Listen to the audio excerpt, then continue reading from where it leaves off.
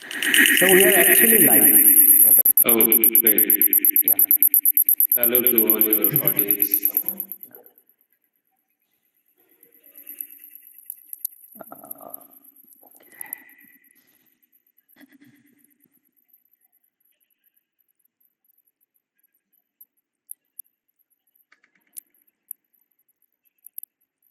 Oh, great.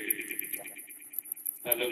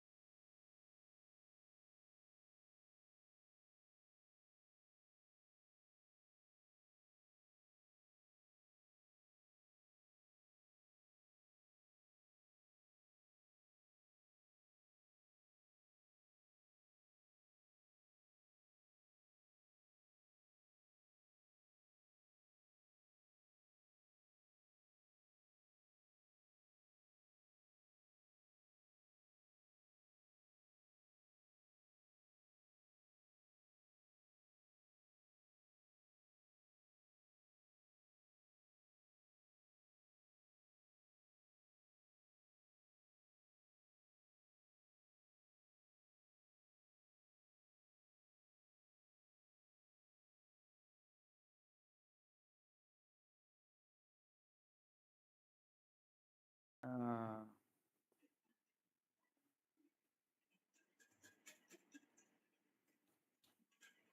there is. That's okay. Take your time.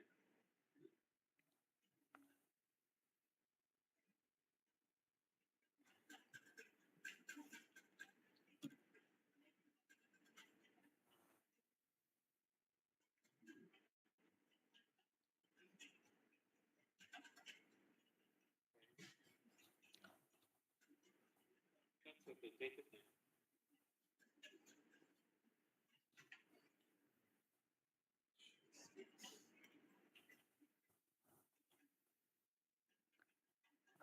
মানে আমাকে sound is clear?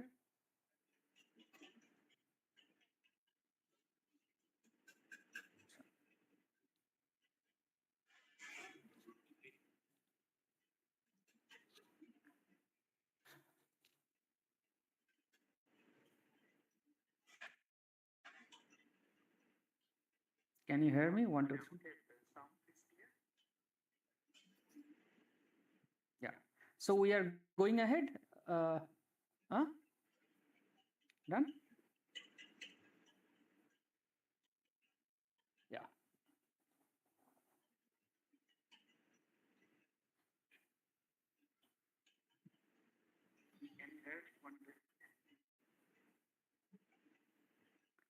I think the sound on the live stream is clear.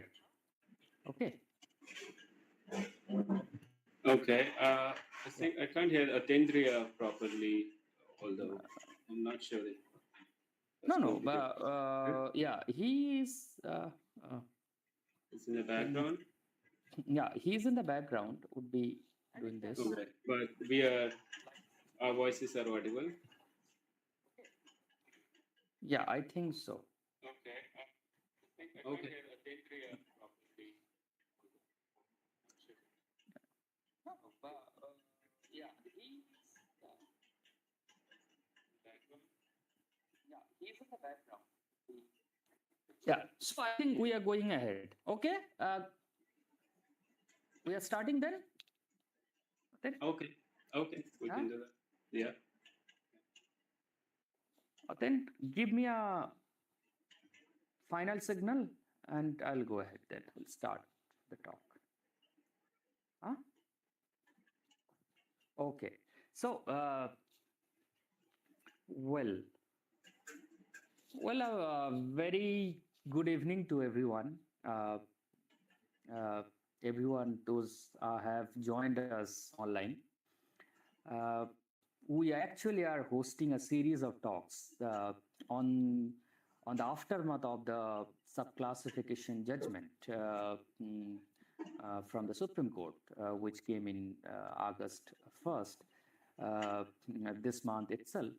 And post that, there have been a series of issues. Those have actually come before us, and we have been uh, writing about it. We are discussing. There is also some kinds of social and political outrage, but we'll do that. But before that, let me first welcome very dear brother Sagar Chaudhary. He's been a very dear friend come brother who has uh, been a very senior journalist.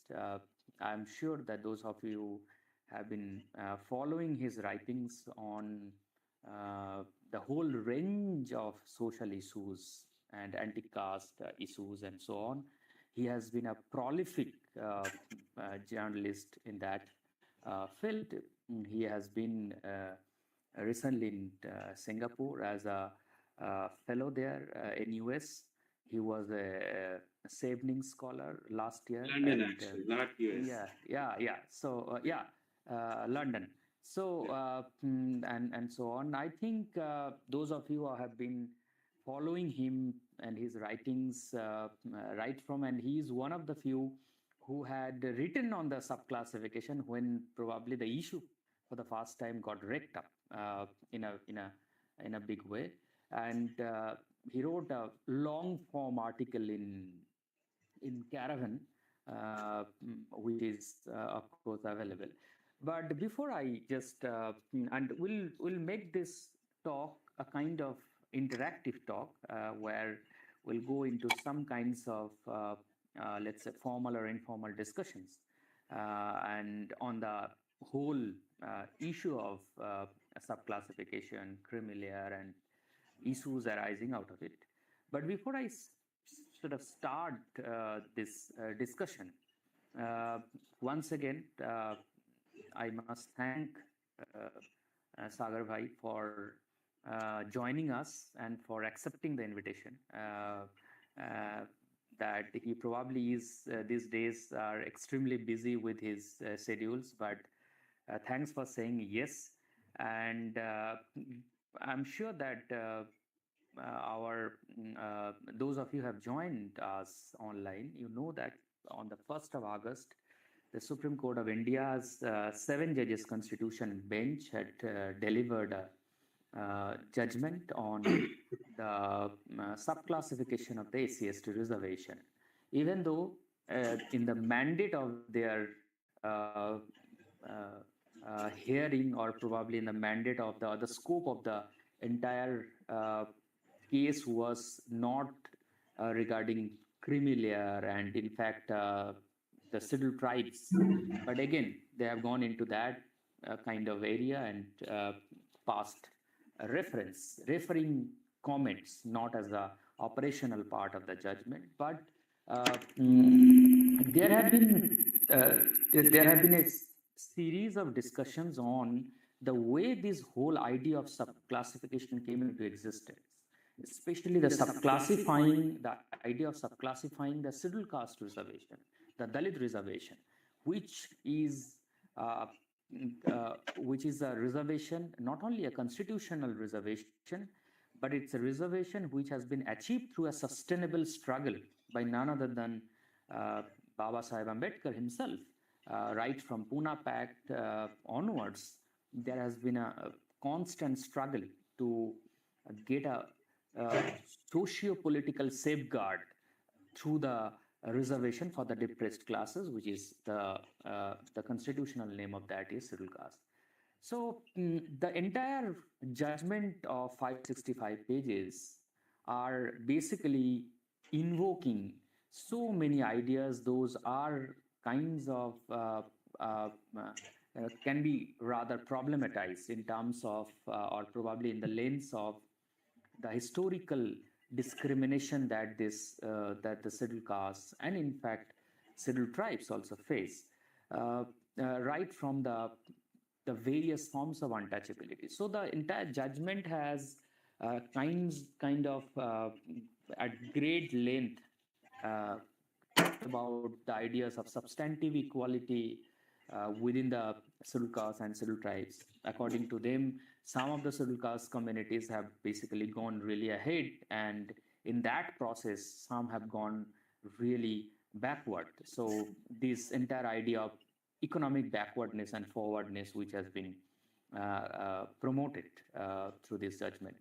Also, the entire 7 judges bench, the 6 judges have agreed with the idea of subclassifying the SC/ST reservation.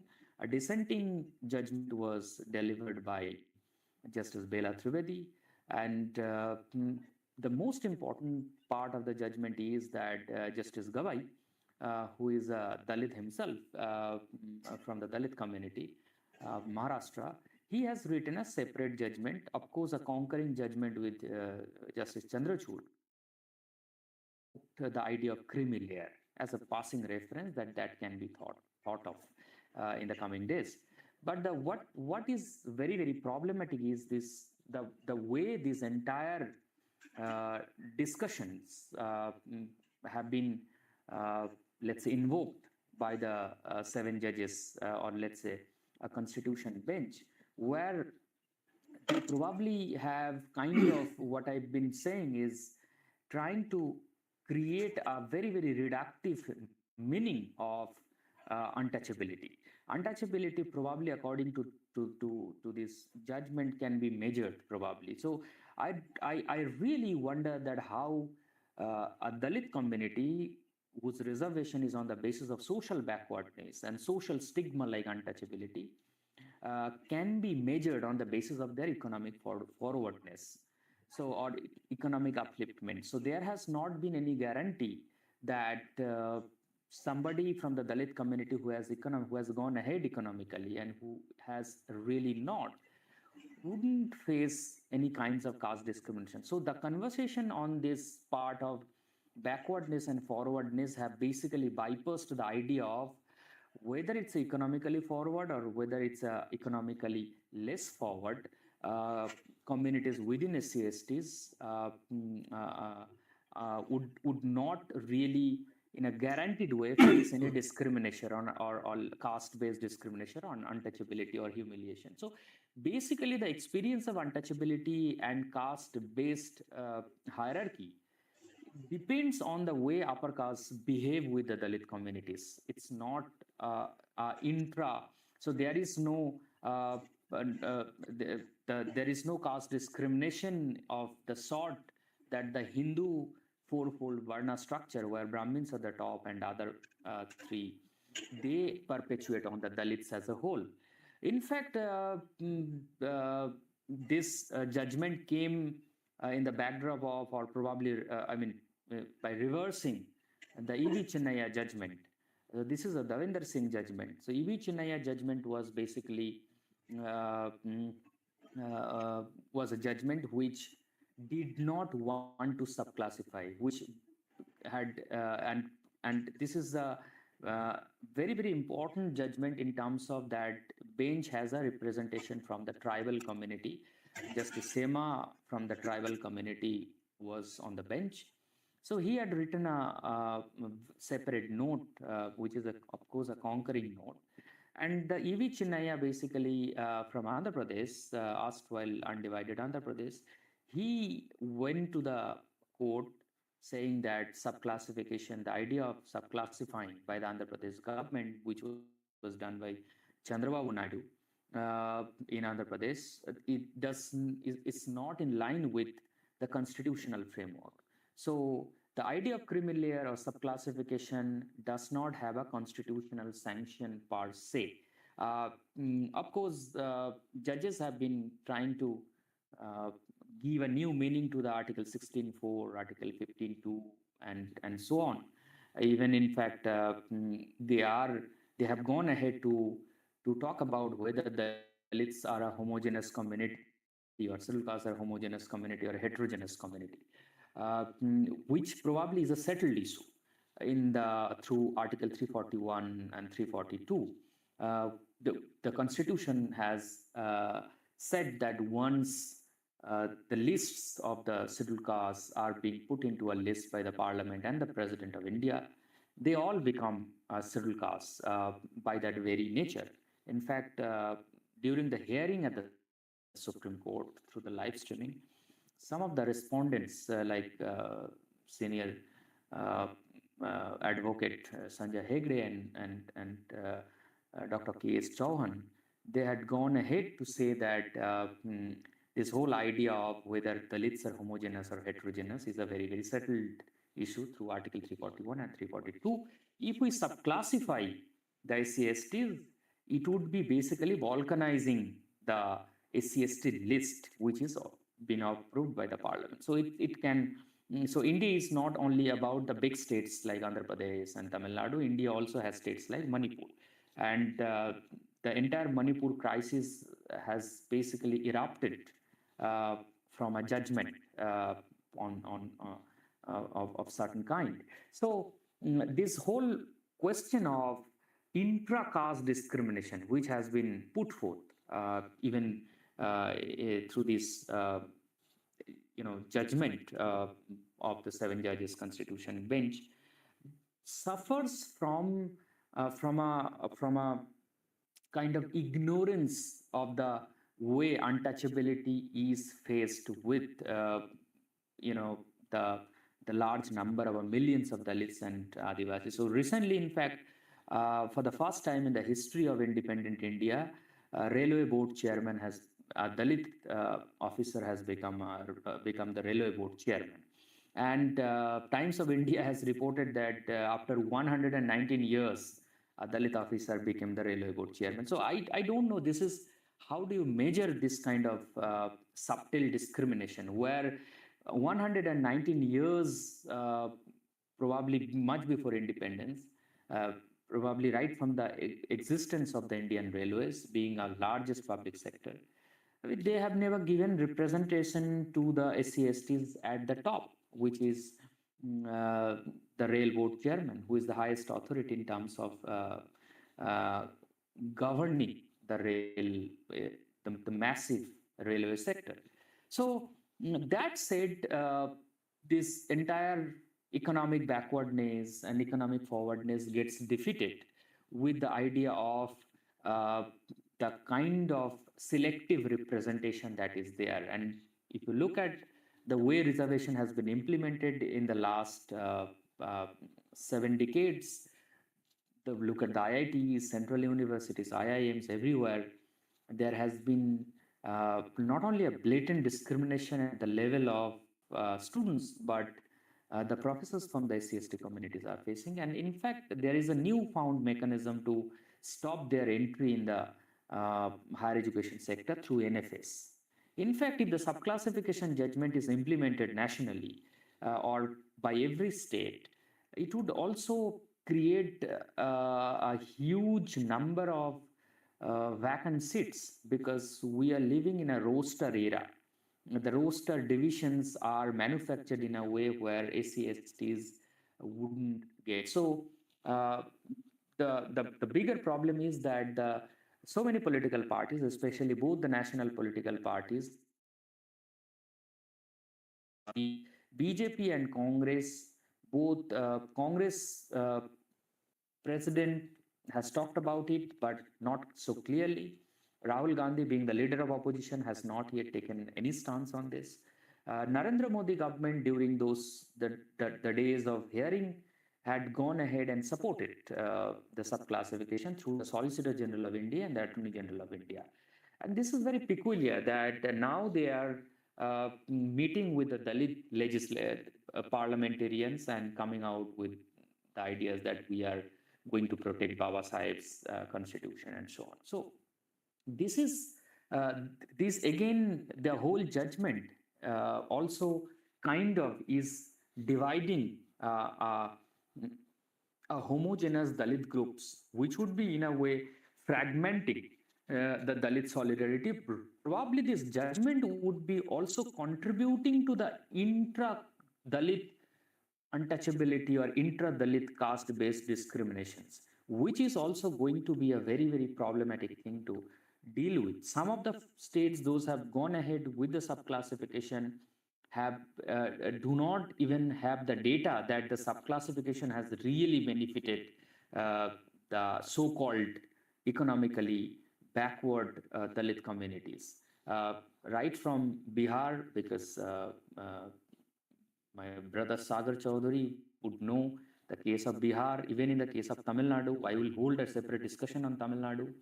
But this whole thing is coming out as a very, very problematic thing where so many assumptions are given. Indrasani judgment, which is a judgment on the OBC reservation, has also been referred time and again to kind of uh, take some kind of references to impose on the SC/ST. In fact, we are not even going into the EWS reservation. If EWS reservation did did not face any scrutiny, not from the government, came out with the legislation. EWS was passed in the parliament, and then Supreme Court actually, Justice Chandrachud dismissed a review petition of the EWS, which basically signals, in fact, the judicial bias towards the prejudices with regards to the SC/ST OBC reservation. But when it comes to the reservations like upper caste reservation of EWS, there is absolutely no judicial scrutiny on that. So with these words, I am actually looking forward to an initial broad comments uh, from our speaker, Sagar Chaudhary. So, brother, would you like to make a comment on the whole thing, the way it has panned out so far? Yeah, sure. Thank you first for inviting me for holding this discussion. And I'm a little anxious also because your audience are, I think, scholars and academicians and legal experts. And I'm just a journalist. So I'll, I won't try to get into the technicalities of the law or jurisprudence. I'll try to simplify that because when I wrote also, I just went into the historical investigation into how scheduled caste was made and whether the principles that have been introduced by Supreme Court and whether the way it has been argued in the court uh, is justify our historical negotiation for scheduled caste. Um, so I'm gonna uh, keep the discussion to it. I won't bring in a lot of things into it. My first reading is that this judgment undo our historical identity. I'm saying our because you and I both belong to scheduled caste, and so I'm going to use the pronoun our. Why it undo the historical identity is because depressed classes, which was the former official name of scheduled caste, negotiated their constitutional safeguard as a minority, as a very special minority because we were not linguistic or religious minority, which is how is also now defined the definition of minority. Either you are a linguist minority or you can be religious minority. But we were special, we were oppressed classes which were kept together as a minority. Why they were accepted as a minority is because they suffered with a very distinct social disability, which was imposed by caste Hindus on them, and which prevented them from enjoying their basic civic rights. So whenever we say, the, the discussion on homogeneity and heterogeneity, uh, we were all when we if we go into that process of 30, 40 years of negotiation, depressed class having negotiation with the Indian state for the constitutional safeguard, we see that this um, uh, the sociological heterogeneity among Dalit caste were already an accepted principle. This was not this did not become the basis for granting them constitutional safeguards at all. First thing we should be very clear that because we all are different functional classes. Some of us work in sanitation, some of us in toddy tapping, or some of us in leather work, some of us, as agriculture laborers. So that thing was already there. What when it has been taken as a homogeneous class or has been considered as a special minority, the homogeneity is in the social behavior of upper caste or caste Hindus, let's call it, because it was Dalit and non-Dalit back then. The social behavior, as in the discrimination imposed by them on scheduled caste, was what homogeneous. Whether they didn't let a person touch them, or whether they didn't let them draw water from well, or whether they didn't let them um, bury their bodies or eat certain food. All these were social restrictions imposed by caste Hindus, which was homogeneous across all these classes. Whether you worked in farm, whether you worked as leather worker, whether you worked as any other occupation you had, like menial jobs you had, your the, the discrimination against you as a class will remain the same, which is still the same. It doesn't matter whether you have taken up a certain job or you have become economically well off as an individual. Again, this creamy layer, the whole discussion on creamy layer is has been projected as a class, development, which is not true. Majority of scheduled caste are still economically very poor. As a class, there are individuals, scheduled caste, who are economically well off, but whose social disability of untouchability still exists. But they are minority. They are individual creamy layers. They are not class creamy layer. But this creamy layer applied by Supreme Court or by upper caste politicians or government, they often speak in terms of like scheduled caste as a class has become creamy layer. So we shall identify that as well. Um, now, I mean, the second point I want to deal with that we have to acknowledge the inadequacy of certain caste within Dalits, inadequacy of representation within Dalits, and we cannot keep arguing on having them together while they suffer with this inadequacy. That has to be identified, and mechanism has to be made by the state or by the parliament, not the state, but parliament itself, because that's the only authority uh, which can create a separate class out of Dalits. The whole idea of introducing subcategorization within Dalit is betrayal to the negotiation that Dalits had with the Indian state, is because they negotiated as a ethnic minority. They did not negotiated it as a separate classes. Now, if certain classes feel that they are separate from the rest of the Dalits or from economically well-off Dalits, then that exercise has to be done. Where is your Simon Commission? Where is your Joint Select Committee? Where is your Indian Roundtable Conference? Where is your Franchise Committee? Where is your Government of India Act, House of Common Discussions? I cannot accept, or let's say, I mean, Supreme Court is not the authority. I mean, look at the basis on which they had decided that there is a hierarchy within Dalits.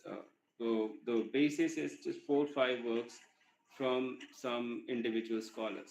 For anything, when you go to Supreme Court, the first thing they ask you is the data or the document, and that documentation has to be done by government authority, especially in the case of scheduled caste. If any group of students from scheduled caste or scheduled tribe go to Supreme Court, the first thing they raise the data of inadequacy, and they'll ask the government. They'll ask they if no, let's assume I'm in media and I say that 93% Oxfam, 93% of a caste are in decision-making position, but that's a survey done by Oxfam, which is a private, non-government organization. The Supreme Court will not accept that. They will say, bring the government in.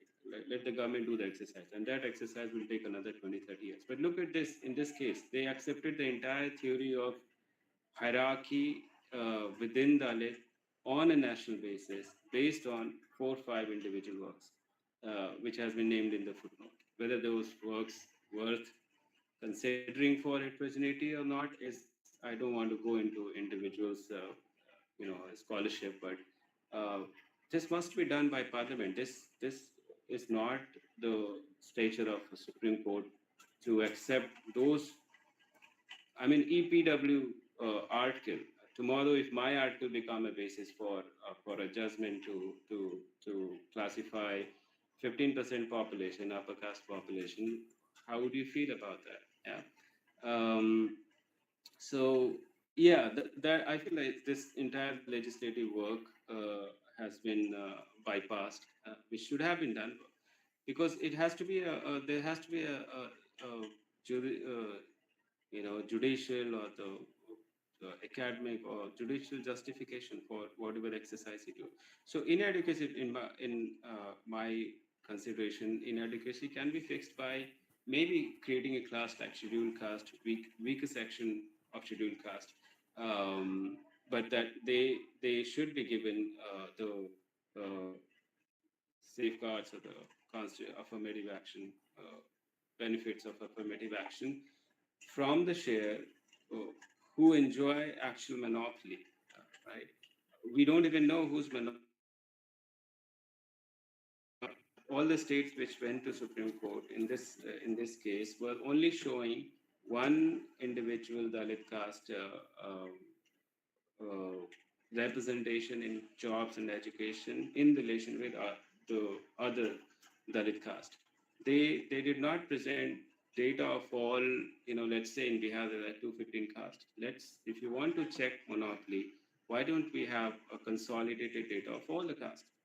Your entire argument is representation of certain caste is not in proportion to their population.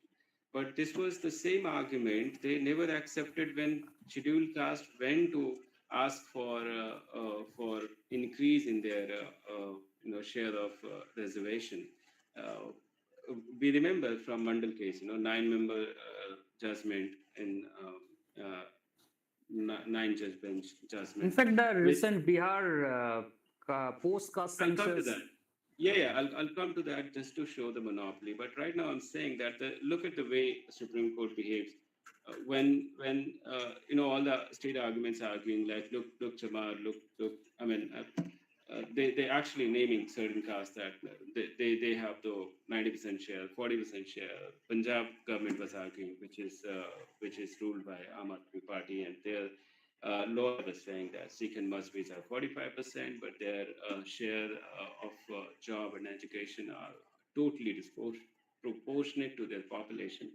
But the same argument, when Supreme Court never accepted an argument for representation of certain caste in proportion to their population, the 9-bench judge in Mandal case, which is the highest, which is the largest bench so far, defined proportional representation as adequate representation, meaning that proportional representation is not allowed in constitution. It was their own judicial invention. This was not whether it is in whether the constitutional maker meant it or not, but their interpretation is that look, it means adequate representation, and adequacy will be defined will be considered, whatever is adequate in the opinion of the state will be considered adequate. So for you, if I say, in a group of committee, two women is adequate, then it's fine for me. I mean, I'm the state, and I say that there's no proportionality formula applied in case of scheduled caste or any oppressed classes for Supreme Court so far. But when they were arguing case of one Dalit caste against the other Dalit caste, they kept insisting on this particular principle that they are not having uh, representation in proportion to their population. Why this is a wrong understanding is one thing, that if certain caste is inadequate, their representation is inadequate, you have to take the share of those caste which actually has monopoly, and you can have the data only if you ask for the caste-based survey, caste census on all India level, asking the central government, union government, and all the state governments. Then you can say that, okay, here is the monopoly. And I'll give you an example where is the monopoly by giving the example of Bihar caste census. Luckily, we do have Bihar caste census survey.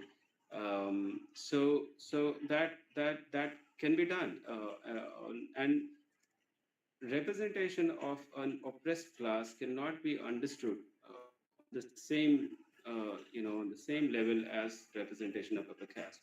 If we look at the depressed classes negotiation, Dr. Ambedkar argued that I don't agree with proportional representation of scheduled caste or any minority for that matter, because in a democracy, in a majoritarian democracy, if you go by proportional representation idea, then a numerical minority will be a perpetual minority, which we are, which depressed classes is always been 16%, 18%, 19%. We don't have the latest census, but from the last census, our number is 18%, 16 to 18%. So if we insist on proportional representation, we will never be in power. We will never, we have been reduced in a perpetual minority, and we will never have enough political influence to negotiate anything in a democracy. And history is evident that we negotiated as a separate entity, as a separate element in national life with certain constitutional safeguards. So this idea of proportional representation does not apply to my understanding, should not be applied to any minority. Back then in colonial period, minority classes used to have weightage to their representation. Weightage meaning they had more number of seats or more number of share in political social life vis-a-vis upper caste or majority population, caste population, so that there is a balance in majority. The minority can balance out the majority. If all the minorities come together, they can balance out majority. But I'm not saying that those castes who have been left out should be not given reservation. They must be given reservation, extra reservation. They can be given preferential treatment, but this not with the 16 or 14% that we constitutionally have right now, because the rest of the Dalit caste still face the class discrimination, and the whole idea of representation was to empower them with enough social cultural capital. And if their representation in any individual caste representation is more to their population proportion, that that's how it should be. That's how it must be promoted. And the rest who have been left out should be given extra share by giving preferential treatment in in the open category where the actual monopoly lies. Now, let's come to monopoly argument.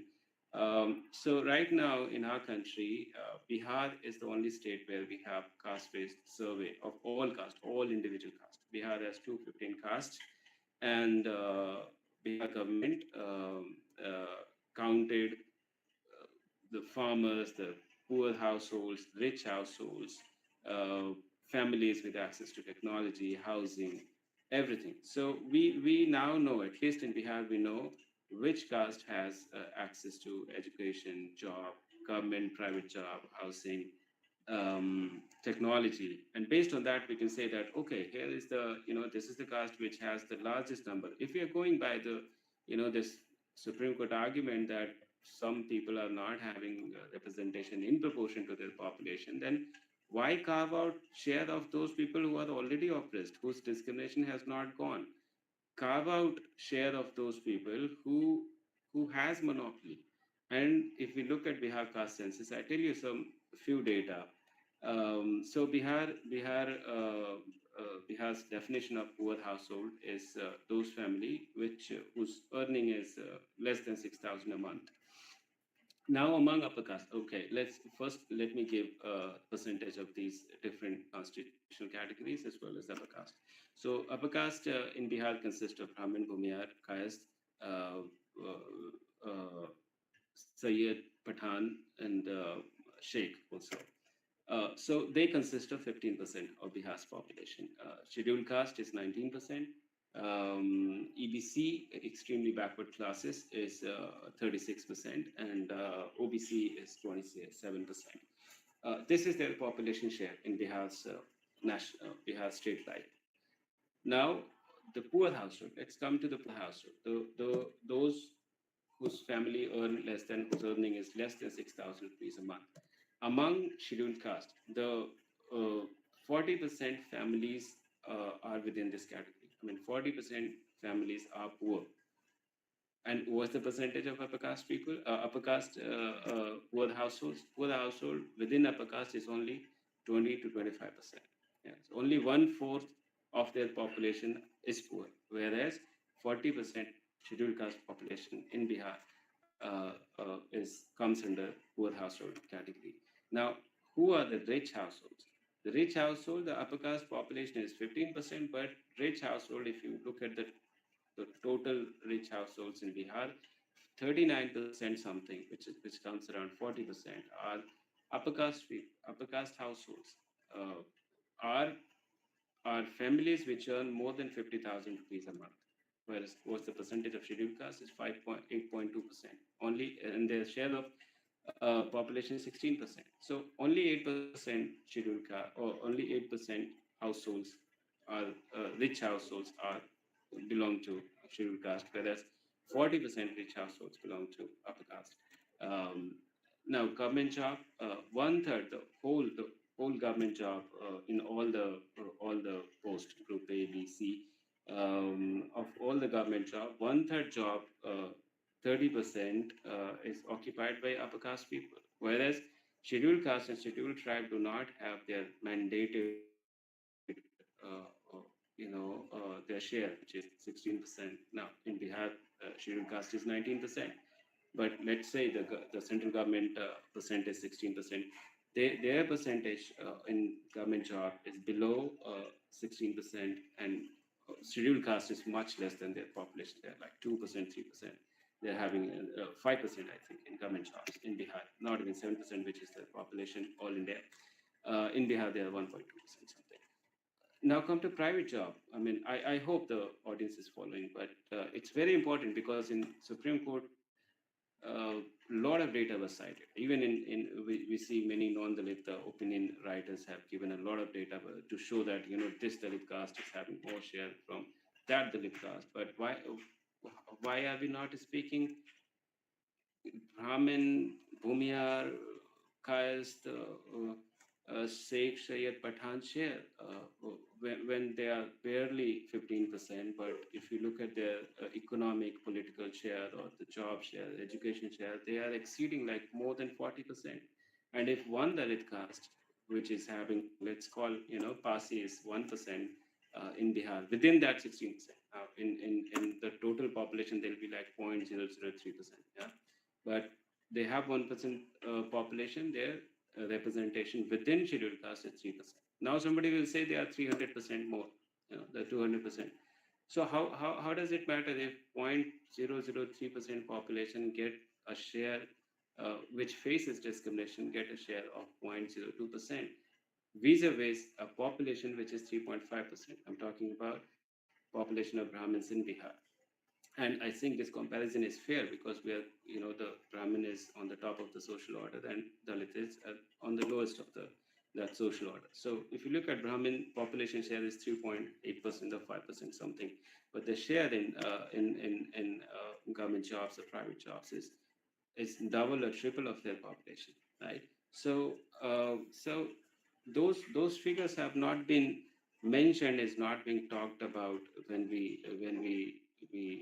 this debate is being propagated, that certain Dalit caste are eating away the kind of language being used even by the Supreme Court, that who will, quote unquote, who will have the first bite. I mean, that is an insult to our constitutional legislation of this community, which very hard, did very hard negotiation and secured very little bit of constitutional safeguard with the Indian state. And now these judges or these law firm lawyers are speaking in terms of pie and apple and bite. Who will have the first bite of, who will have the first pie, who will have the first bite of apple? I mean, is this the language you want to, can you use that the language when we talk about Indian independence itself? Can we say that the first bite of Gandhi Nehru freedom is being taken by upper caste? How do you feel about that? Yeah. So now coming back to the caste census of Bihar, if we look at the private organized sector job, 40%, 15% population of upper caste has 40% share in private organized sector and 30% share in private unorganized sector. Again, Dalit are far behind their population. They are only 8% in private organized, or below 8% in private organized sector jobs. And in private unorganized sector job, they are around 11%, little less than their population. The only place they have monopoly, scheduled caste has monopoly, is sanitation worker, is the rack pickers. 40% rack pickers, 45% rack pickers in Bihar belong to scheduled caste. How many upper caste belong to are rack pickers? Like 3 point some percentage. Yeah.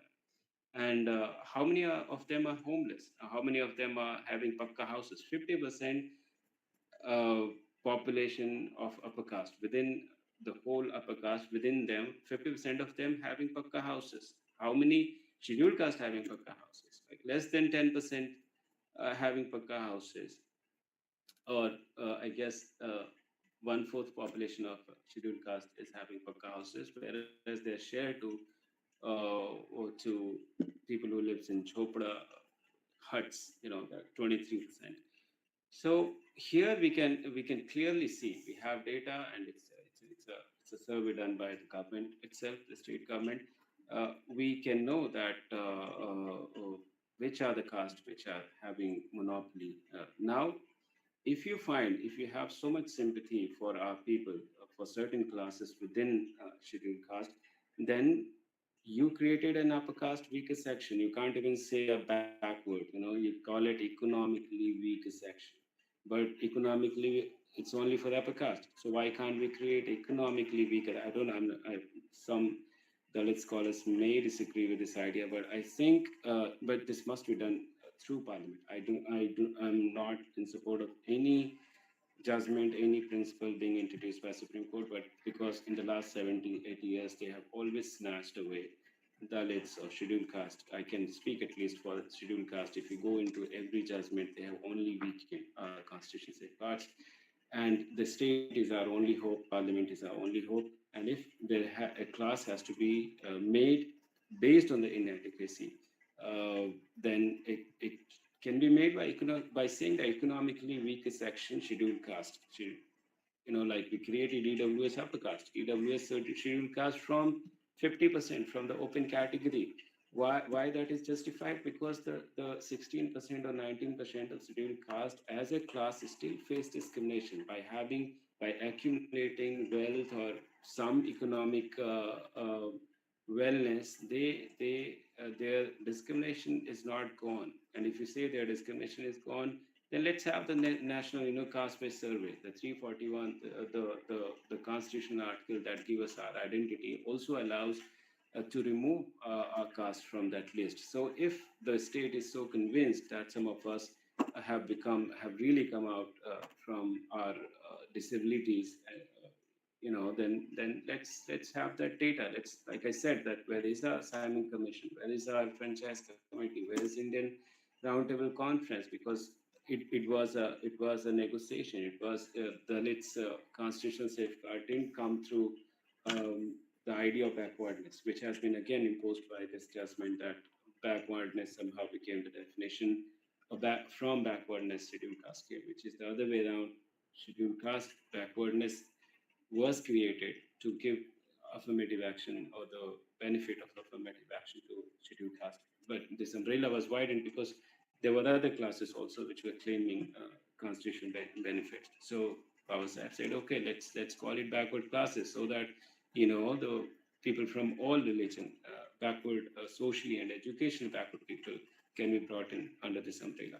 But scheduled caste definition was clear. I have already talked in my earlier podcast that how there was committee set up. There were three caste census which enumerated depressed classes based on sociological, based on the social behavior of upper caste, or there are many other criteria in every census. There were criteria which were taken up, and finally, before we became a constitutional category in 1935, only two tests were taken, which is pollution by touch, meaning if any individual whose touch is considered polluted by caste in those can be called untouchable or can be considered as scheduled caste. Second was temple entry, that whoever is denied entry to interiors of temple can be considered should be considered untouchable.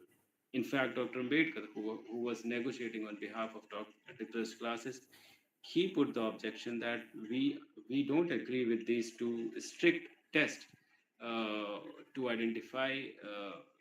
I'm talking about franchise committee, and we must at least Supreme Court had the courtesy to read through the Dr. Ambedkar's objection to written submission to franchise committee, where he clearly says that these two strict tests will exclude a lot of our people because untouchability and India is not a homogeneous country. It's a continent, and it's his word. I'm quoting from his submission that it's a continent, and uh, the discrimination of the untouchability is a social behavior, is a mental attitude which has its diverse manifestation across the provinces.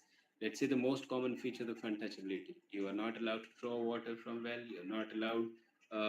You are considered untouchable. You're polluted, and so these two features, he says that is not practiced with the same rigidity across provinces.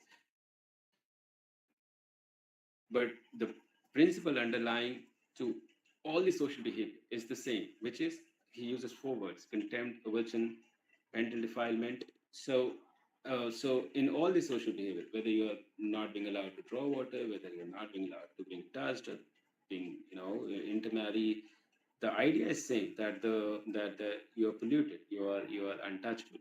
So he said all of these people. In fact, he was grilled by when he was grilled by Simon Commission by Indian members. There were Indian members along with the Sir John Simon and the British parliamentarians. There were Indian members who grilled Dr. Ambedkar to suggest that there is the same argument that we now that now upper caste are propagating, that Dalits themselves had inequality within them, a certain degree of inequality, and some people should be considered semi-untouchable. And Dr. Ambedkar had to argue that. I'm saying that if you want to bring that idea again, let's have that discussion. Where is the statutory commission investigation evidence? Why are you doing this whole thing, undoing this negotiation, but on the basis of 4 or 5 works which was published in some journals, which is like a commercial journal, which is not a government work. And where is the National Commission of Scheduled Caste, which is mandated to be consulted for any policy matters which has to do with scheduled caste? The article, I think clause 9 of Article 338 says that any matter which concerns with the scheduled caste has to go through National Commission of Scheduled Caste, which was negotiated again by Dr. Ambedkar during Indian Roundtable Conference, where he said when he was aware that no matter how many constitutional safeguards we negotiate as of now, or we receive from you, there will always be a possibility once you're gone that the caste Hindus will not let this implement, or will not allow all this to be implemented. So we need a special officer to monitor all the safeguards and report directly to the parliament, directly to the president. So he should be, he's not NCSC person supposed to be, or is constitutionally a very powerful designation of person, which which shall intervene and which shall immediately report for any violation of constitutional safeguards being given to the directly to parliament and to the president, uh, which I mean, what to say now? NCSC, National Commission of Scheduled Tribes, they are just like organization. They don't have power. They don't have resources. They don't. Their appointment are political. So not diversing from that again, I'm saying that those heterogeneity, sociological heterogeneity, were an accepted principle. What became homogeneous is the upper caste discrimination, and this was argued by parliamentary committees, and depressed classes representatives were asked to produce, which Dr. Ambedkar did on behalf of a depressed classes society. So that was a community, there was a parliament exercise where people from diverse classes were called in to face the parliamentarians and give them evidence. They were asked all sorts of questions. I mean, Dr. Ambedkar was asked, how do you consider Chambas as untouchable? Same as the untouchables in your own presidency, which is Mahar, Mang, Hulias, Dev, the four castes which Dr. Ambedkar said are untouchables. And Dr. Ambedkar said that if you apply the water test, which is not being allowed to draw water from public wells, Chambas are very much untouchables. And I think it was Hari Singh Gaur, a caste Hindu person, who said that no, but I'm saying that they're not untouchable by touch. And he said that that's the official criteria. Back then there was 10 sociological parameters or official parameters according to which scheduled castes were defined. We didn't became our identity didn't come in 1947, which is now being projected. Like Supreme Court, it's Chanchud word, Mr. Chandrachud's word that scheduled caste is an artificial creation. It is not an artificial creation. There goes a history of 30-40 years, the struggle of 30-40 years. And so he argued all these things, that who are semi-untouchables, whether there's a degree of hierarchy or not. All these things were done in the making of scheduled caste, in the negotiation of scheduled caste. And today, if the Indian judiciary want to change that, and the Indian state is complicit with that argument, then Dalit as a community has been betrayed, and the inadequacy of certain Dalit caste, I think, is a very different matter from introducing the idea of hierarchy within Dalit caste, because that's not how we negotiated our freedom or our independence. If it has to be redefined, if certain classes within us feel that they are not uh, we are not similar, we are not on the same level, that then have the whole exercise, or have the caste census, have the statutory commission, have the roundtable conference, and then let's do it by legislation. I cannot, I mean, this is entirely wrong to decide the whole thing based on EPW articles that there exist hierarchy. I mean, inadequacy is one thing, backwardness is another. What they did is made inadequacy conditional to backwardness, meaning that certain Dalit caste representation is inadequate because they are backward from in relation with other Dalit caste. They didn't say they are backward in relation with upper caste. They said in relation with Dalit caste, which is why they're inadequate. Now, where was this? This is all judicial invention. How come this was the rest of the Dalit faced the same discrimination from caste Hindus in social or economic or political life. And whoever is listening, I think I shall make my own caste location very clear, that I'm not arguing from a position of privilege here. In my own state, I am categorized as a Mahadalit. I'm not a Dalit, which is many states have already made that category. But uh, I cannot accept a fortune bargain, to give me more benefit, more representation. I shall forget the history and compromise with my identity. Identity is more important for the other side.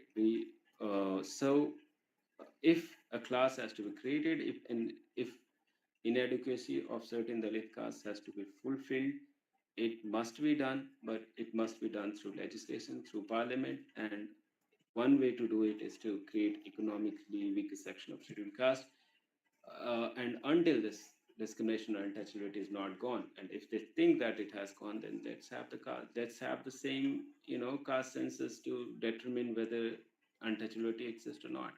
We have the news reports, but if the state still feels it, then have the whole exercise. It's a documented history. There were ethnologists, there were anthropologists who went around on government mandate to enumerate people to determine their untouchability, to determine their social behavior. I'll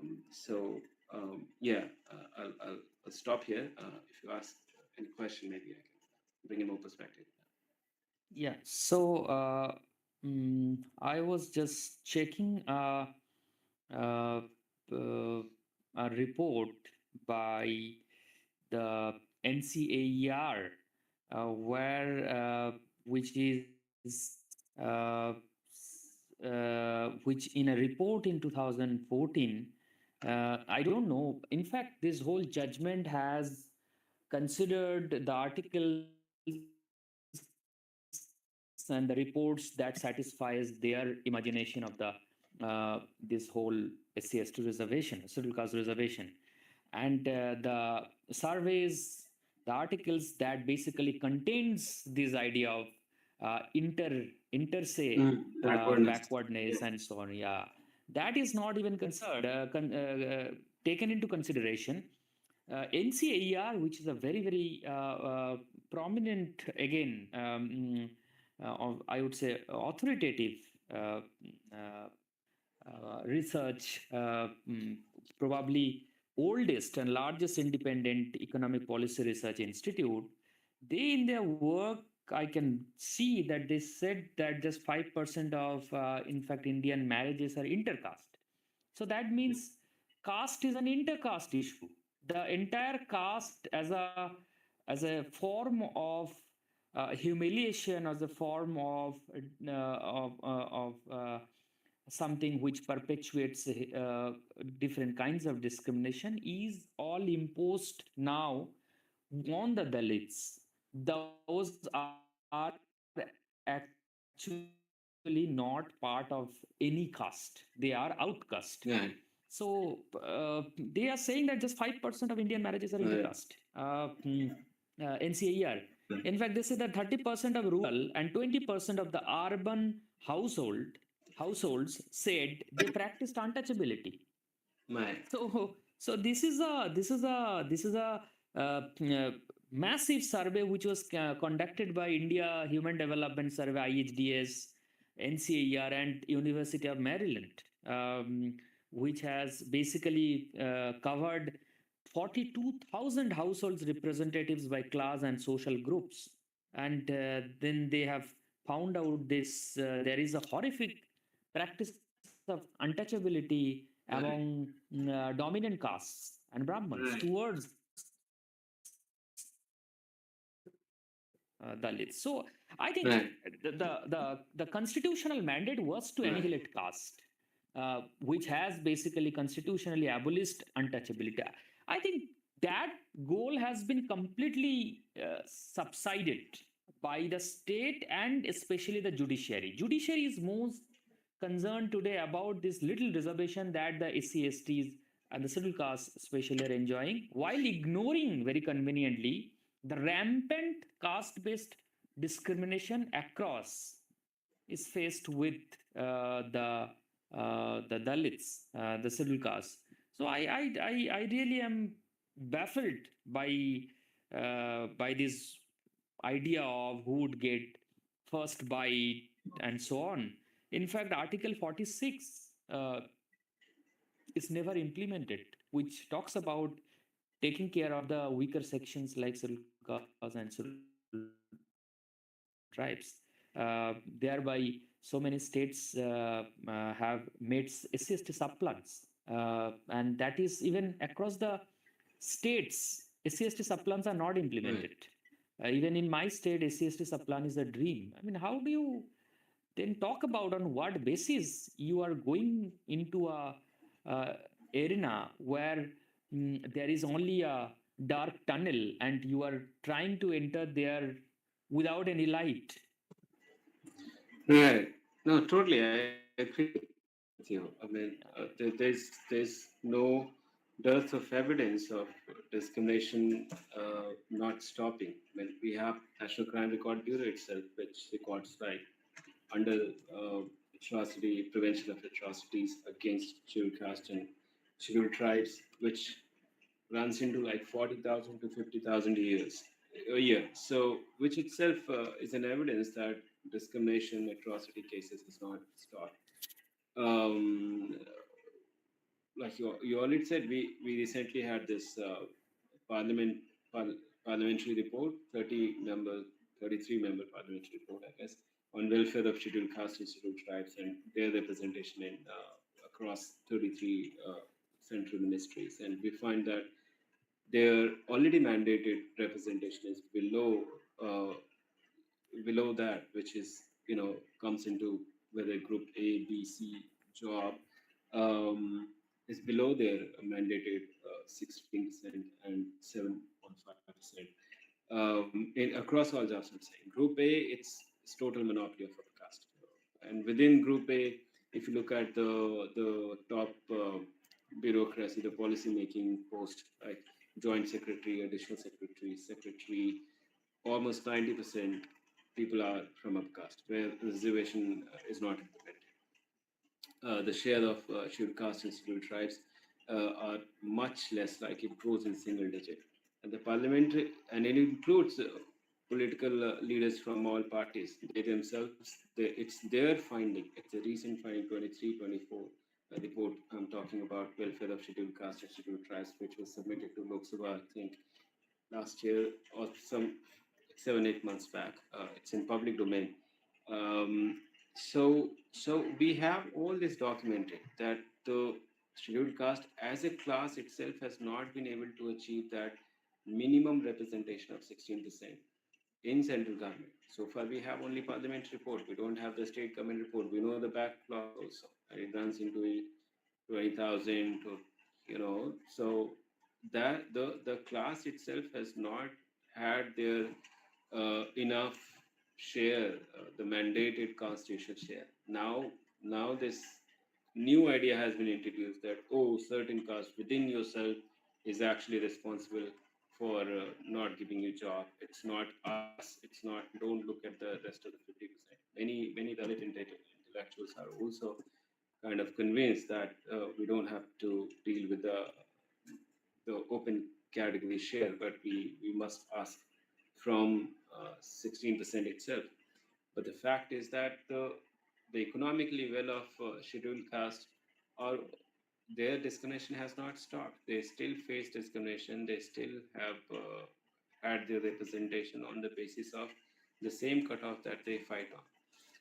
And if they are now, their share is decreased to give preferential treatment within this scheduled caste category, then there obviously will be exclusive. Right now, if they fight on, if they have this share of 16% now reduced certain caste share to 8% or 7% within the category, then it'll be tough for them. They'll be like left with a scheduled caste stamp, and they will not. They will have to compete with the general category, and that exclusion will be justified on the same principle that the exclusion of an upper caste people is justified, which is very wrong. You cannot put an oppressed community, an untouchable community, and upper caste exclusion on the same plane. You cannot treat them, which now Supreme Court is treating. I mean, this whole idea, the Chanchud has written that if there's exclusion, it will not be valid. We are only allowing some. This 16%, if you give preferential treatment and not create a separate class like you created EWS. If you don't create an EWS, SC is economically weaker section scheduled caste from general category, and you create that class within the 16%, then there will obviously be this. It's just logical, it's mathematical truth that there will be exclusion, and those scheduled caste will have to fight with the general caste people. So also people who are, I also feel very disappointed with people who are like, I'm for subcategorization, but I'm not for creamy layer. But the fact is, if you go for subcategorization, there will automatically be exclusion. It will automatically create creamy layer. This whole argument that I am for subcategorization but not for creamy layer is self-defeating. That's not how it's going to work. So we have to ask for more share. We have to ask for if there can be economically weaker section and not economically backward section, upper caste, then why can't there be economically weaker section, scheduled caste, on the basis of inadequacy and not on the basis of backwardness, right? Inadequacy, I would say I would go a step forward and say that within upper caste, if you just look at the inadequacy thing, that certain people are not there in proportion to their population there. Where is Rajput? Give Rajput their share in the upper caste. Why don't you talk about that? Why is Bhumihar, caste, Brahmins, I'm talking about Bihar, are having most of the share? If your only problem is inadequacy, then they are also their share is also inadequate, whether they mind it or not. But if you apply the principle, if you look at it totally Right. from, so I think two of our scholars, I think Surender and Balaji, have rightly called it jurisprudence of convenience. That when it comes to quote unquote, I'm saying they have used this phrase in their article, jurisprudence of convenience of the highest judiciary. When it comes to, which you were also talking about, like when it Judicial comes to, fiction. yeah, when it comes to EWS, they just go all out in favoring them, and they don't have to do data. Nothing is They don't required. mind the 50% ceiling. They don't have to be socially backward. They accept anything. But when you come to scheduled caste category, they will not accept. The ceiling will become sacrosanct. 50% ceiling will become sacrosanct. Backwardness will become sacrosanct. I mean, if you're only concerned about inadequate representation, why do you have to go into backwardness concept or hierarchy concept? And if you do feel that, then you order the state that, come on, have a survey and determine if there is a hierarchy within scheduled caste. But I mean, I thank you to Indian state that they are seeing hierarchy only within the Dalit caste, and why not the hierarchy, the people who benefit from this hierarchy, or the people who are responsible for creating and sustaining and preserving them, why are they being, spared from this application of principle of backwardness or hierarchy? Yeah, so yeah, it's a tough time, I guess. When Prakash made I this part of the view, Yeah. but I don't know. It's a political issue. Dalits, I don't see any hope from Supreme Court. Personally, as a journalist, I'm saying I have not seen. I have zero faith in. I on record I can say that as a journalist who has reported on politics for last 10 years, 14 years, I have no hope from Supreme Court. Supreme Court, especially in the case of Dalits or Adivasis, they have always betrayed this community. They have always weakened the constitutional safeguard. And Prakash Ambedkar, politically, he's a community leader. He's respected and all, but at the end of the day, he does not have a seat in parliament. He does not have. I don't know the state legislative body, but it has to be that it's have to negotiate it as a community with the Indian state, and the parliament. They have to keep making this noise and ask parliament. We have to ask for more share. We have to take care of those who have been left behind. But to subcategorize is not the solution. It just reduces us further and further into perpetual minority. And as a political power, we will never be able to negotiate. If we keep allowing this, I remember one speech from Kanshiram, where where he's explaining why he left RPI. He started from Maharashtra, and why he left Maharashtra, came to Uttar Pradesh, is because he felt that the people who carried forward the legacy of Dr. Ambedkar were betraying his ideology. They were limiting scheduled caste not just to Mahar, but within Mahar they were having four different sects, and further dividing Mahar community into it's his word, Barkure, Bone, Radban, Samunsi. So there were four verticals within the caste. So he felt like this is not how we negotiated, or Baba Sahib negotiated for Dalits, to further divide and reduce them into like a smallest minority which will never be able to negotiate politically anything. Because your number is your only strength. Your nobody is going to favor you either today or in future. Your numbers, and if you keep reducing it into subdividing further and further, you will reduce in a perpetual minority. So he said that I was not satisfied that it's now just scheduled SCA for RPI, it's just a Mahal party now, and within Mahal they have further subdivided into four other sections. And so he said that I came to Uttar Pradesh to spread the idea of Bahujan and say that your oppression is the basis for our unity.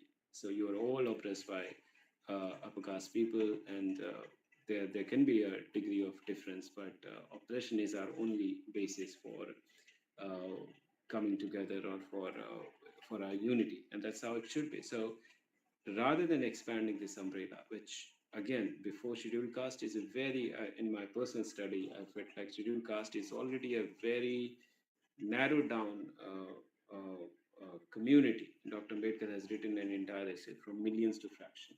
We were counted in millions, but we became fraction because all these tests which were taken even during that administration, they kept making it very very strict. Dr. Ambedkar said, "Why are you only applying the test of touchability? Like only those who are by touch are not considered polluted, are considered polluted will be called untouchable." And what had happened to the test of water drawing, to the temple entry, to those who eat beef, who bury their deceased? All those were removed, and Dr. Ambedkar said, "You are just reducing our number." And this cat, so before that, depressed classes was much wide. There was no concept of backward classes back then, OBC, and this separation of from caste Hindus of depressed classes had many other people.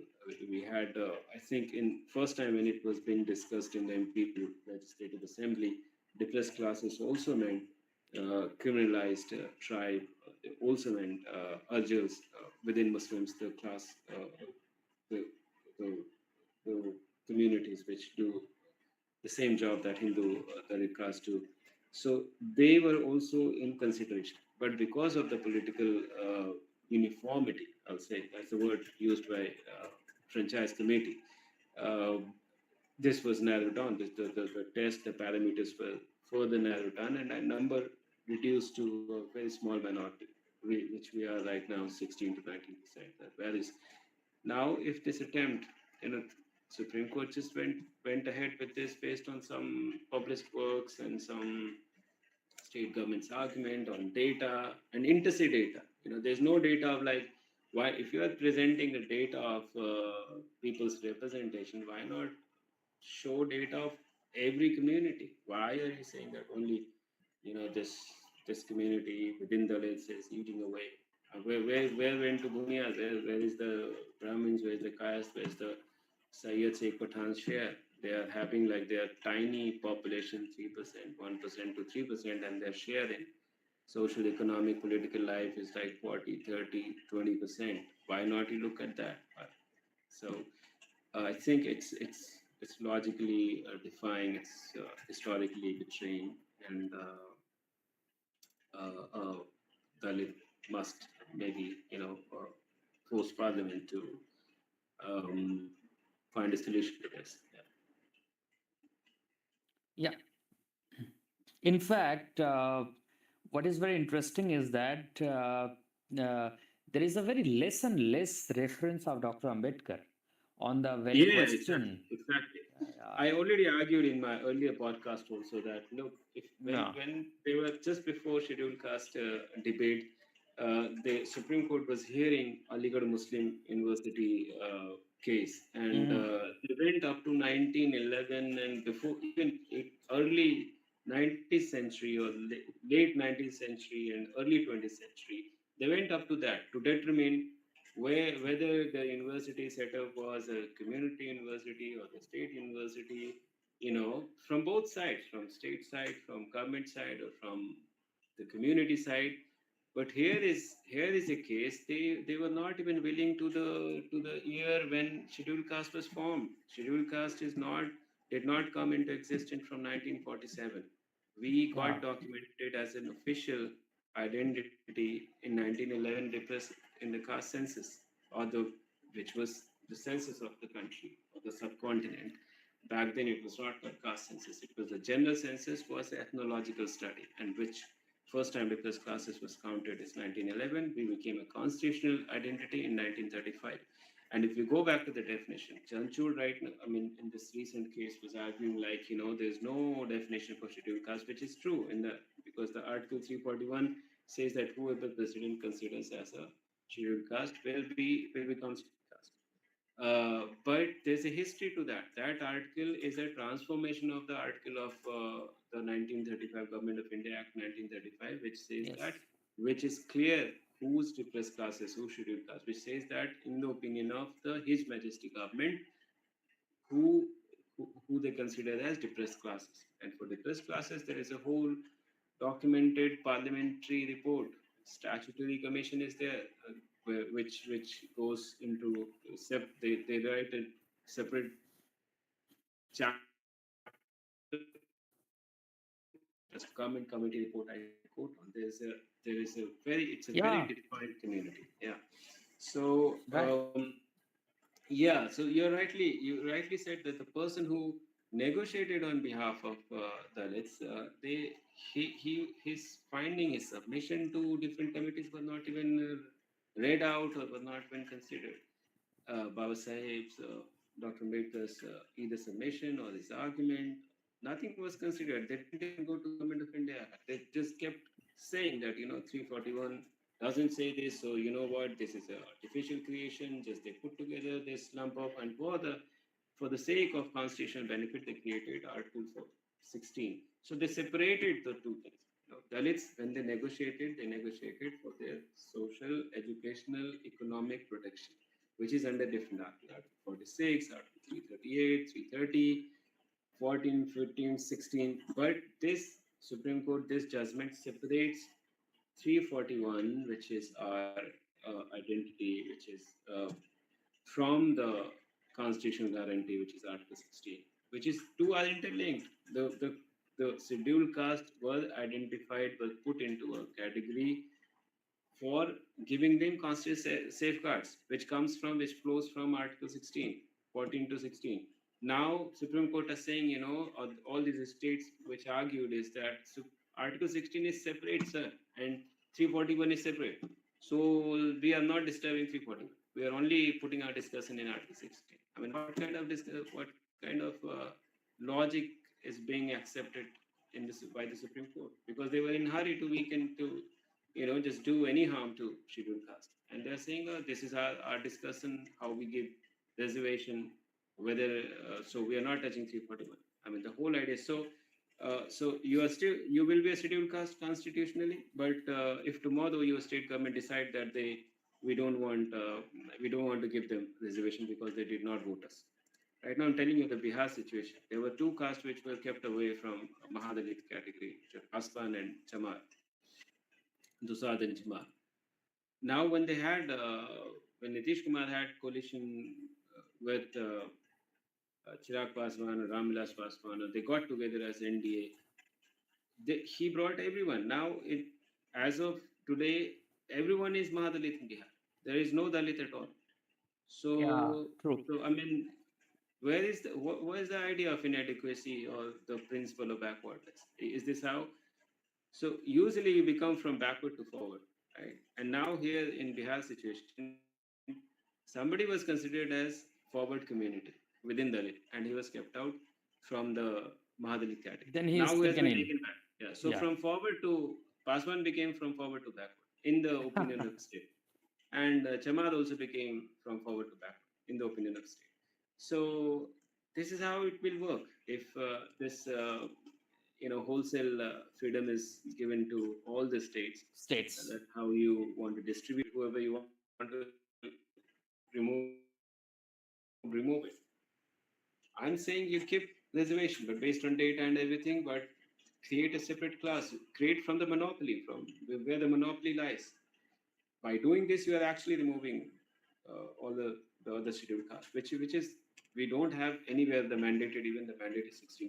We have the recent parliamentary report before us from 33 ministries that already establishes that our representation is not in proportion to the minimum representation, which is 16%, and which become much lesser, which become in single digit, which we when we go up from group D to C to D to A.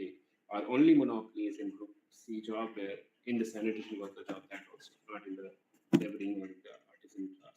But in the sanitation worker job, if you look at the central ministry's job, you will see 40% sanitation worker group C jobs belong to scheduled caste. That's our only monopoly. And so we have the data, we have the evidence document, but for some reason, and we know the reason, so judiciary or the parties are hell bent to argue any illogical things and apply a principle of backwardness on the list. So yeah, that's To in fact, this whole social contract, which has come into existence through the Indian Constitution, uh, from the Constitution framers, and India's Constitution is a social contract where the elected members wrote this Constitution in the Constituent Assembly and established this contract.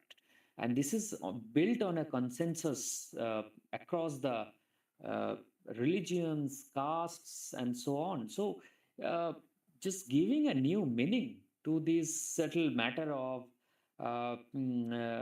SC/ST reservation, where untouchability, where in fact the historical Pune Pact, these all came into the discussion, and on basis of this whole, they have established the scheduled caste reservation.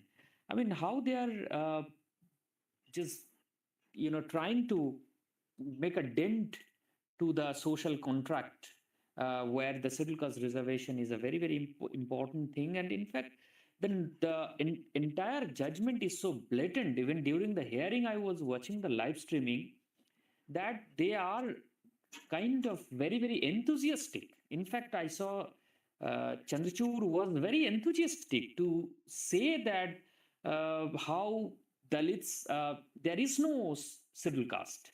I mean, that there is a kind of massive heterogeneity that exists, and he was bringing Indrasani and so on.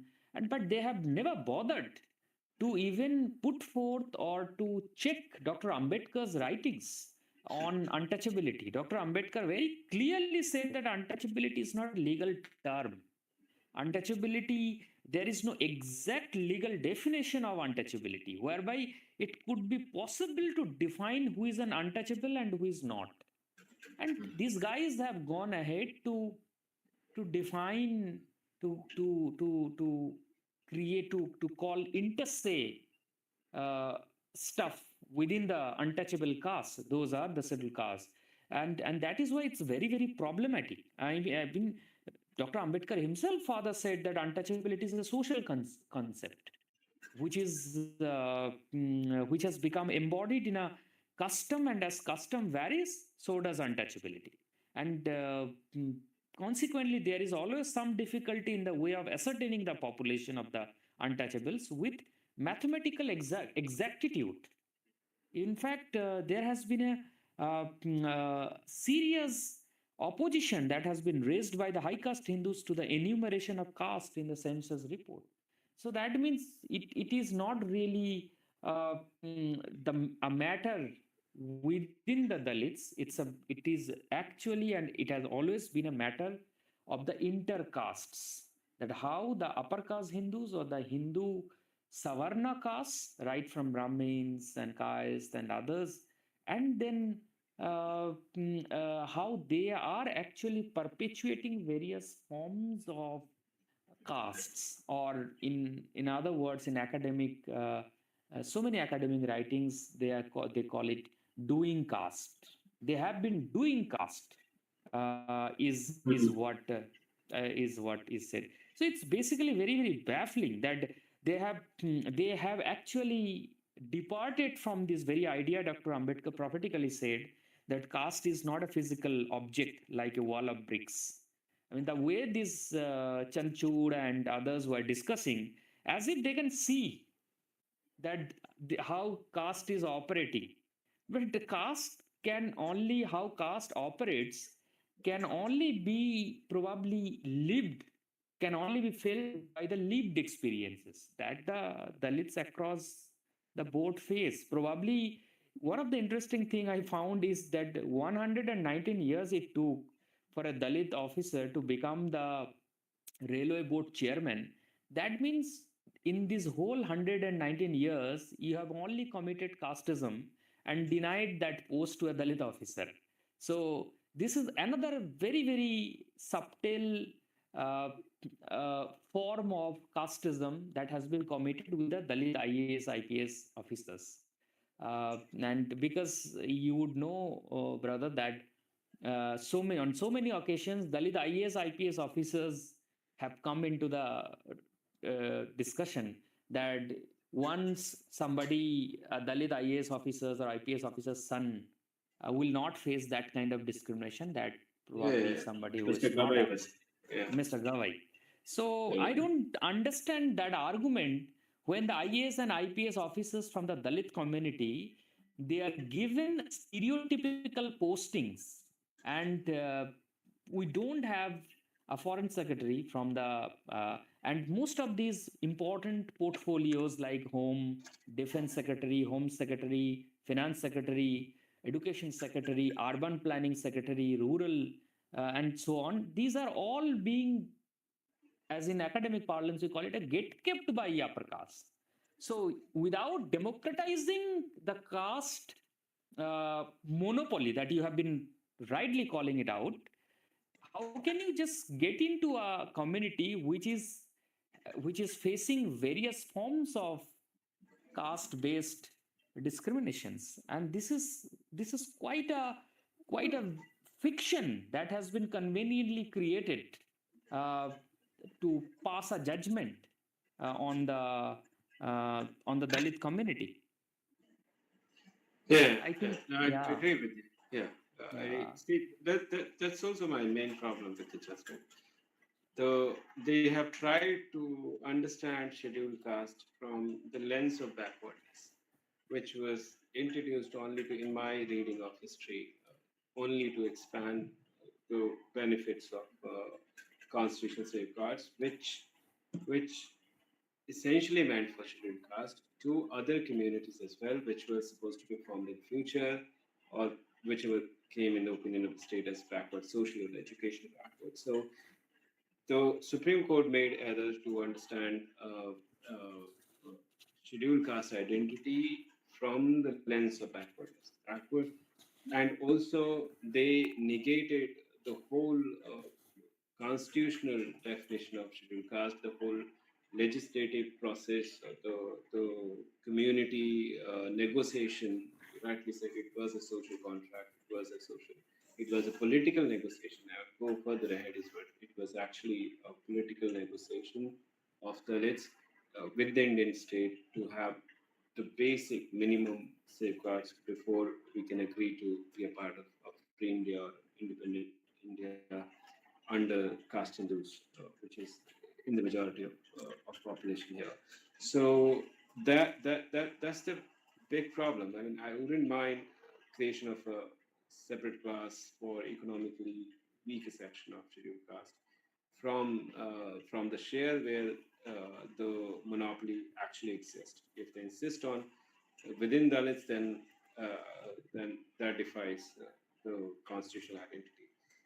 But this idea that scheduled caste is nothing but backward class is just it's just not right. It's just not factual. It's not. It defies. It betrays our contract with the Indian state. Scheduled caste is a defined community. It's documented.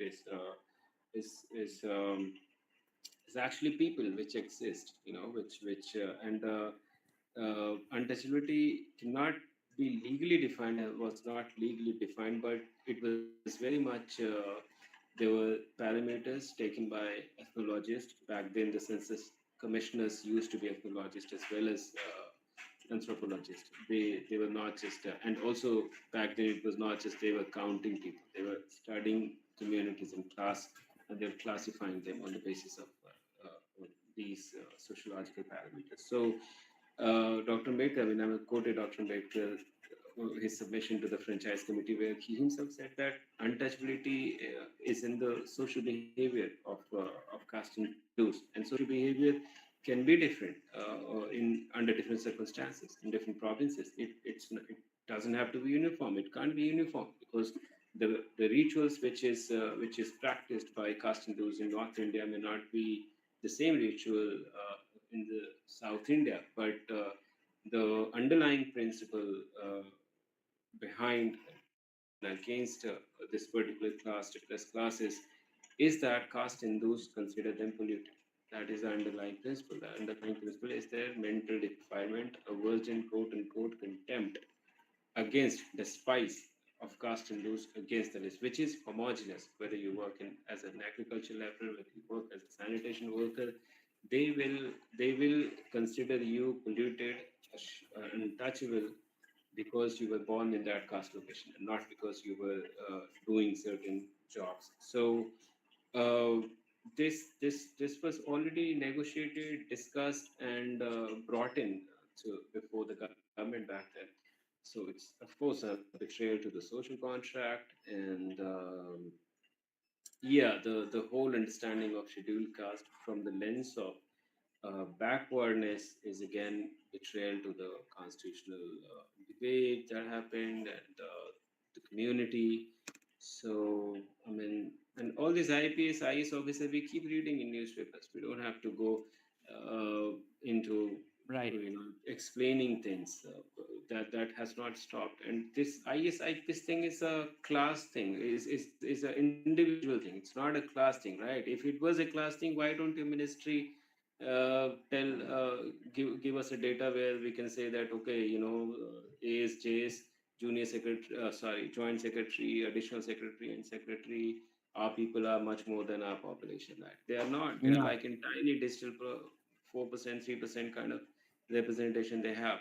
So if so, as a class, they are not IS officer. We would be very happy. We ourselves, I think, will let go of all this protection if the day we have this ASJs and secretary like 40, at least even our own mandated reservation, which is 16%, that we're not having.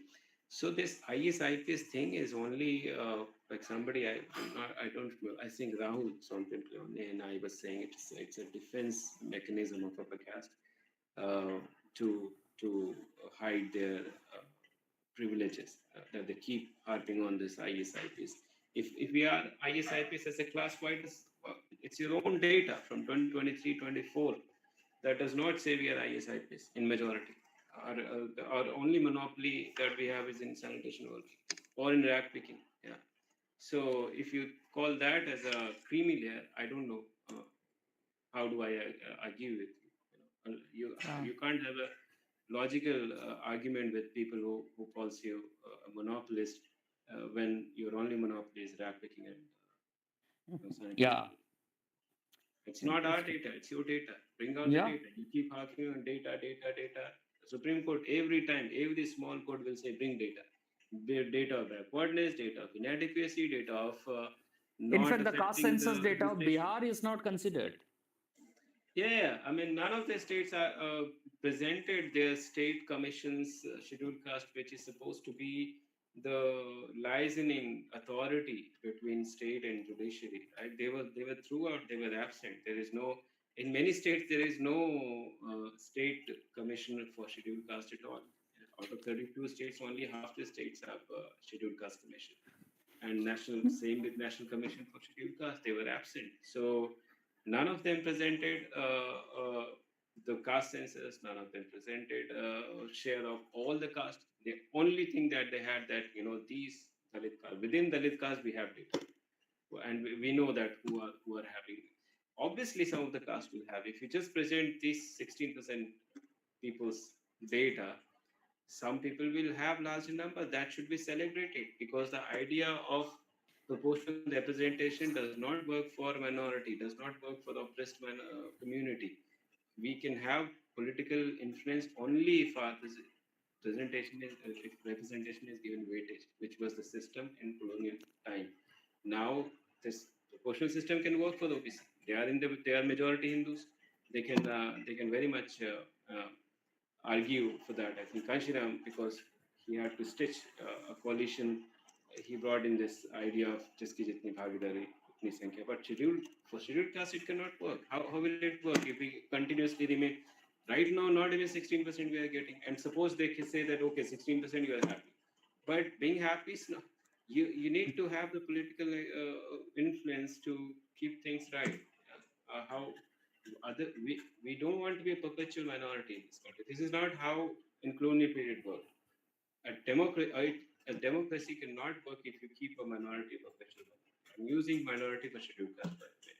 For special, we are the special minority, and democracy can only work out if you join all the minority number, and that should balance out the majority.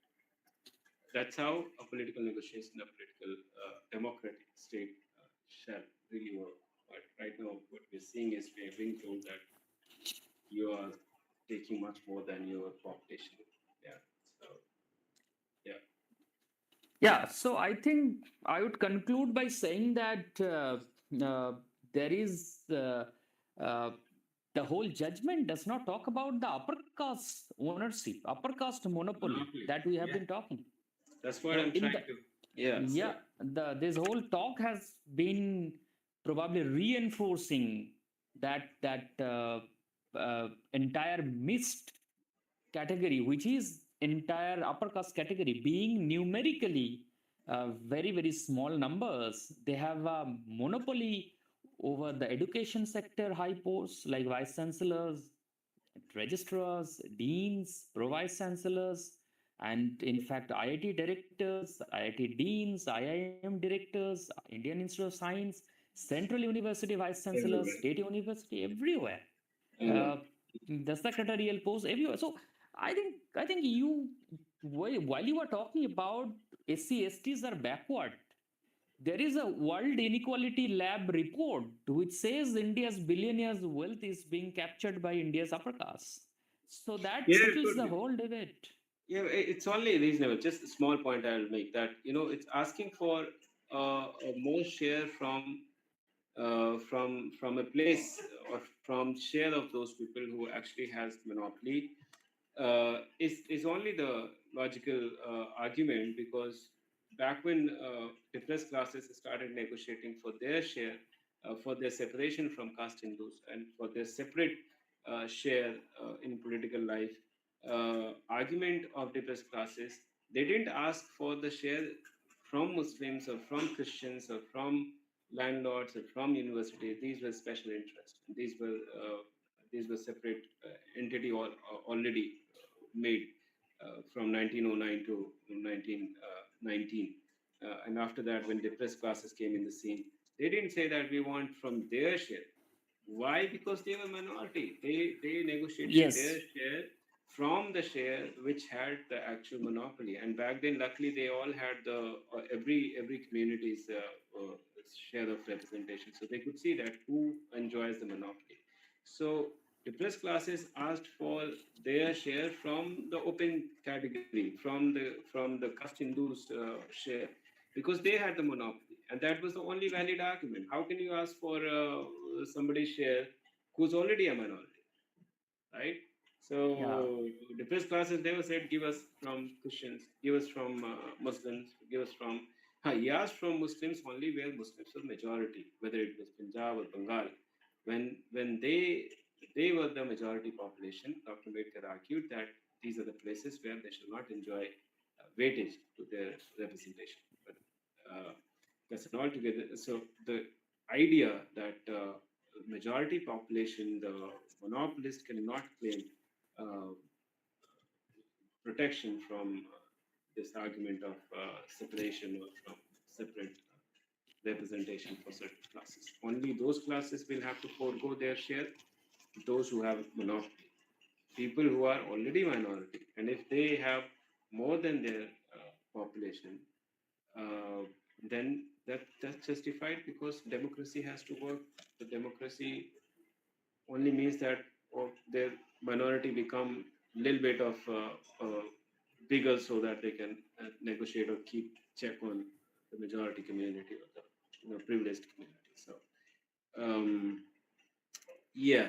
I'm sorry I stopped you. Please conclude No, no, this. no. I think, yeah, we would be, I would rather conclude by thanking you for really commenting on the a range of aspects on right from the evolution of probably the Supreme Court judges should hear this discussion and uh, get enlightened that I mean, this entire idea of this judgment is that there is a cake, the 90% of the cake is already being kept away, and within the 10% they are saying that 10% is too much, 10% cake is, so much is there, so some people should get this from this slice, some people, while this 90% of the cake is actually being kept away, and this is untouched.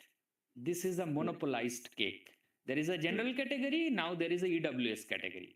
So there is a, Exactly. it is actually a double dhamaka offer, Right. if we can use that for the upper caste. And the when the SC population, the proportional representation is asked, and look at this entire system of collegium, the the judiciary, the bench, which had basically heard this case. There is no Adivasi judge. There is only one scheduled caste judge, and almost there is a 70% of 80% of them are from Brahmin communities, including There was Chanchur, no argument from Adivasi community at from the all. Adivasi community Nobody, at all. nobody. There was no Yeah, argument at all. I watched it for 3 days, and there was yeah, absolutely no no one. petitioner, nobody to argue on behalf of Adivasis. And there's no idea how they're going to apply on Adivasis, because I think the judgment will apply to them, and how Yeah, there's no discussion. There's absolutely lack of, not lack, this entire conspicuous absence of any discussion on the basis yeah, which may or may not be taken for subcategorizing Adivasis. Yeah. yeah, yeah. In fact, and then so whatever is not there in the scope of this entire hearing, that has been brought. Justice Bhushan Gawai has brought in creamy layer out of nowhere uh, in the SC/ST reservation. Chanchud is referring uh, Indrasani judgment, the judgment which very categorically said that subclassification does not apply to the scheduled caste and scheduled tribe. But he built the blocks on that judgment.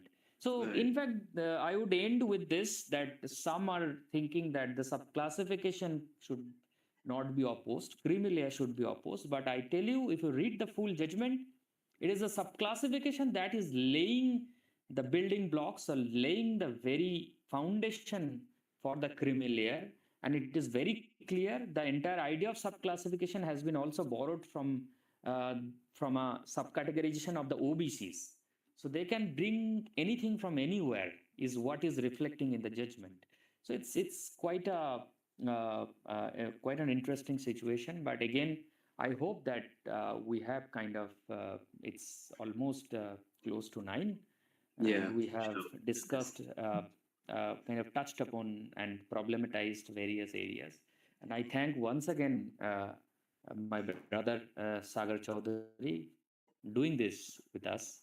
And once again, on behalf of the Department 2 of the Jadavpur University, I thank you for being part of this talk and doing it. Thank you Thank so you. much, Subhajit, for organizing this, for giving me so much space, time, and thank you so much. I'm so honored to speak here on the platform facilitated by the university. So, thank you so much. Yeah. Okay. Bye and good night. Yeah. Atendra, we are ending.